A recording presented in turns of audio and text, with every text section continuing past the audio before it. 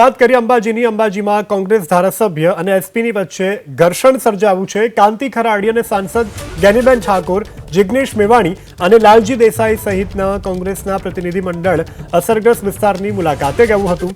રબારીવાસમાં કોંગ્રેસ પ્રતિનિધિ પહોંચ્યા કે જિલ્લા પોલીસ વડા પણ ઘટના સ્થળે આવી પહોંચ્યા.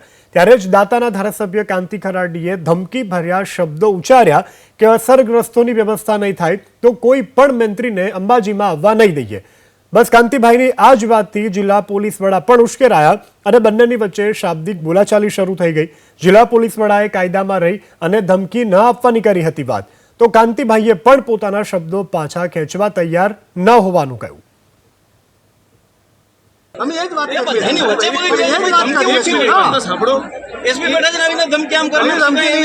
અમે ધારાસભ્ય ધમકી લોકશાહીના ઢબે બોલી રહ્યા છીએ.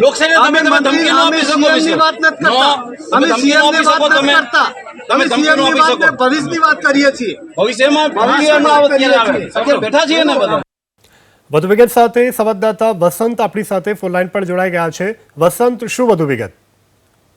ચોક્કસથી વાત કરીએ તો અંબાજીની કે 89 જેટલાના દબાણો દૂર કરવામાં આવ્યા હતા કે જે 51 કોડીનારનો જે વિકાસની વાત છે તેને લઈને એમના જે દબાણો હતા એ દૂર કરવામાં, તેને લઈને 10 દિવસથી આ લોકો રોડ ઉપર બેઠેલા હતા. ત્યારથી આજે સવારે આ જે કાંતિભાઈ ખરાડી, એમએલએ દાતાના, જિગ્નેશ મેવાણી, જ્ઞાનીબેન સાંસદ ને આ તમામ એમને જે સમજાવવા માટે એસપી, એસડીએમ તમામ અધિકારીઓને બોલાવવામાં આવ્યા હતા. તેને સમજણ કરીને તમામ જે જગ્યાની અંદર વ્યવસ્થા કરવાની બાંહેધરી આપી હતી. બાંહેધરી કરીને એ લોકો ઉભા થતી વખતે જે દાતાના જે કાંતિ ખરાડી જે ધારાસભ્ય છે એમને એવું કીધું કે ભાઈ ખાલી આશ્વાસન આપ્યું છે કે નહીં આવે તો આ લોકોને આશ્વાસન આપવાથી તમે આ વાત નહીં ચાલે. જો આ લોકોને જે વ્યવસ્થા નહીં કરવામાં આવે તો જે અહીંયા આગળ ગુજરાતમાંથી અંબાજીમાં કોઈ બી મંત્રી મિનિસ્ટર આવશે તો અંદર ઘૂસવા નહીં દે, એવું જે નિવેદન કરવાથી જે બનાસકાંઠાના જે